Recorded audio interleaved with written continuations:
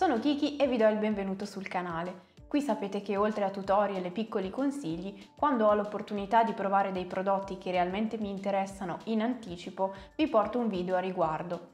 È proprio il caso del video di oggi, nel quale vi voglio parlare della nuova linea di colori di Scale 75, Scale Color Games.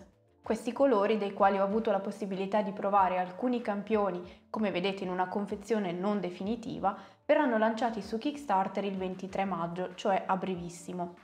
Lì si avranno tutte le informazioni riguardo ai prezzi e a tutti i colori, ma nel video di oggi vi ho raccolto tutte le mie impressioni riguardo a questi colori basati sulle prove che ho fatto.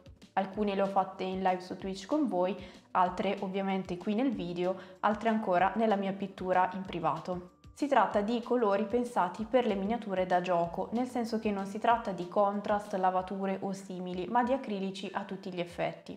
Sono quindi colori pensati per essere estremamente resistenti sulle miniature, molto colorati e pigmentati e anche facili da utilizzare.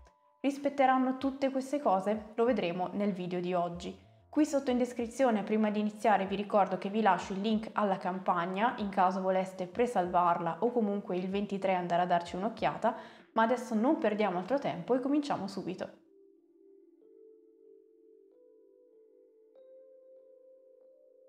Le prove che ho fatto su questi colori e i criteri che ho utilizzato per valutarli sono un po' le caratteristiche che cerco in ogni colore di questo tipo, quindi una buona coprenza, una buona consistenza facile da utilizzare, una grande versatilità in modo da utilizzarli sia a pennello che ad aerografo e anche un finish opaco.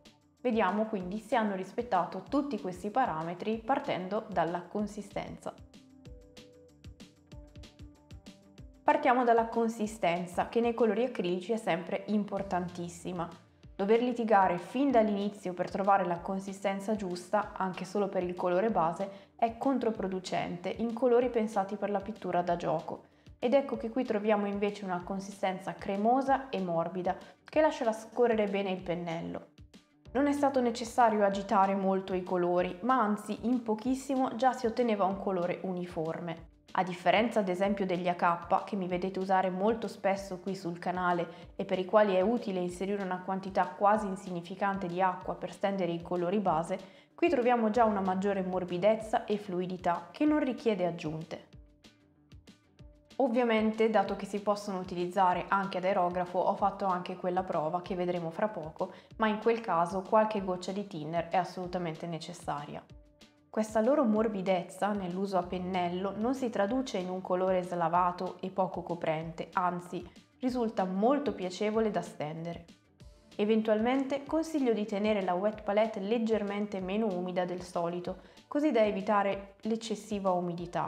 Questo perché in un paio di casi, soprattutto nei colori dell'incarnato, ho trovato una tendenza un pochino più sentita a sciogliersi subito sotto l'umidità, ma questo succede anche in altre marche, nei quali quasi tutti i colori funzionano a meraviglia e un paio sono sempre un pochino più tendenti a lasciarsi andare. Nulla che con una piccola pennellata non si possa rimediare, ricostruendo la parte pigmento e medium.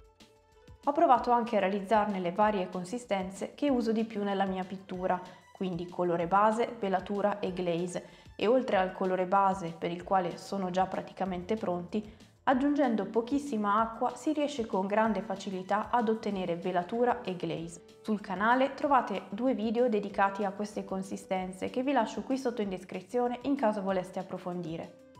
Inoltre scorrono molto bene anche nei recessi sottili per intensificarli e arricchire la miniatura di piccoli dettagli. Quindi questo primo punto è stato soddisfatto appieno, ma adesso passiamo alla coprenza che forse è anche più importante.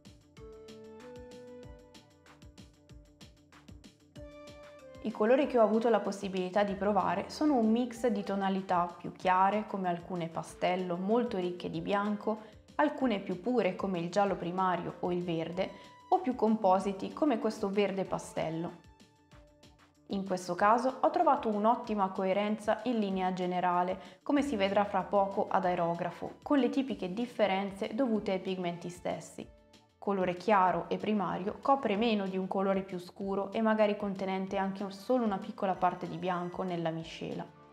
In poche pennellate si ottiene un colore coprente anche con quelli più chiari e grazie alla consistenza morbida non si creano sgradevoli spessori. Il primer di colore neutro, come il grigio o lo zenitale, resta sempre un'opzione perfetta per ogni colore, ma ho fatto proprio una prova ad aerografo e anche su base nera ho ottenuto praticamente lo stesso risultato. Ho provato su questi soggetti simili stampati in resina, uno appunto grigio e l'altro nero. Come colore ho scelto questa sorta di turchese molto brillante. Aggiungendo poche gocce di thinner e mischiando bene, si ottiene subito la consistenza giusta, che non cola e non fa fatica ad uscire. Il getto è uniforme e le superfici in pochissimo risultano interamente turchesi, senza lasciare intravedere il colore grigio del primer.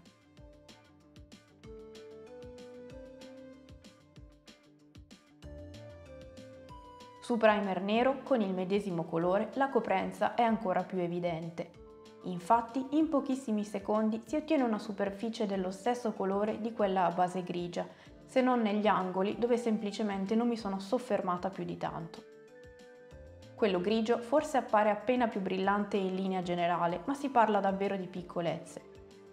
Anche andando a scurire appena il colore e creando delle ombre, il risultato dell'applicazione è buona, con un buon controllo del getto, seppur realizzato in velocità.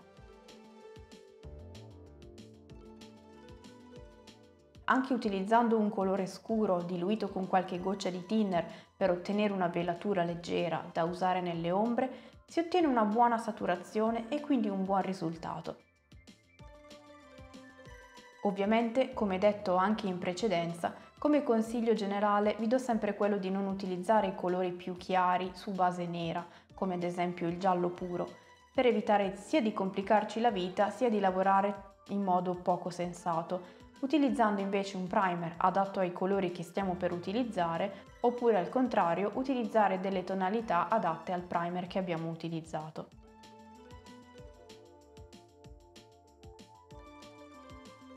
Trattandosi di colori per la pittura classica, quindi non pittura veloce, mi aspetto che per essere un colore versatile si riesca a utilizzare perfettamente a pennello, scegliendo la consistenza più adatta all'occasione o al nostro stile di pittura, ad aerografo, che è uno strumento utilissimo per integrare la pittura, e anche, perché no, con la tecnica del dry brush.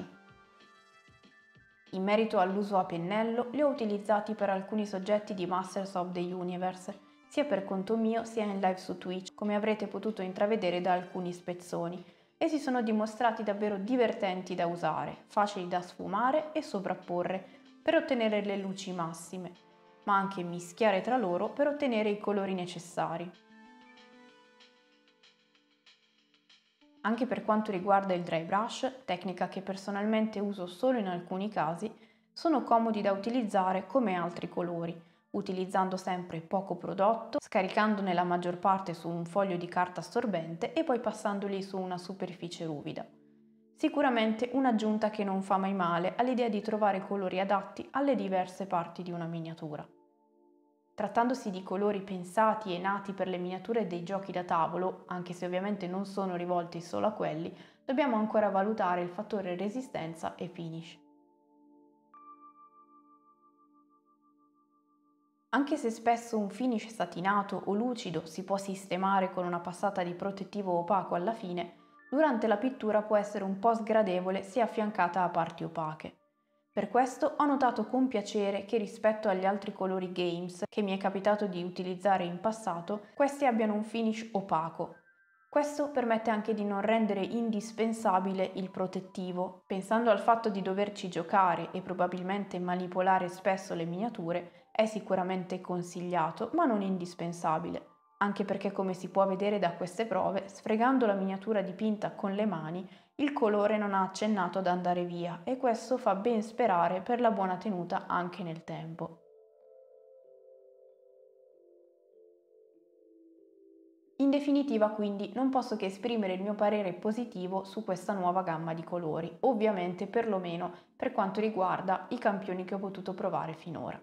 Ho trovato, come già detto, alcuni colori che tendevano a coprire leggermente meno rispetto ad altri, che è abbastanza naturale, e anche un paio di colori che tendevano a scomporsi più velocemente sulla wet palette rispetto ad altri, Anche questa una cosa che succede nel 90% dei casi con tutte le gamme cromatiche, dove quasi tutti i colori tengono perfettamente e poi ce ne sono un paio che lavorano un pochino meno bene degli altri.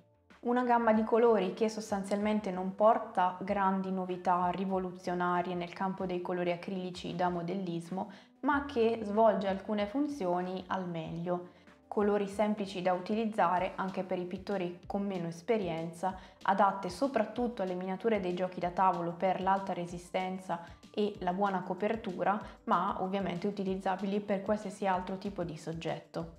Un'aggiunta utile per chi magari ha già un'ampia gamma di colori ma vuole provare qualche altra marca e trovare quella più affine e magari andare a colmare quella mancanza cromatica, o anche un modo per sperimentare e integrare diverse marche tra loro.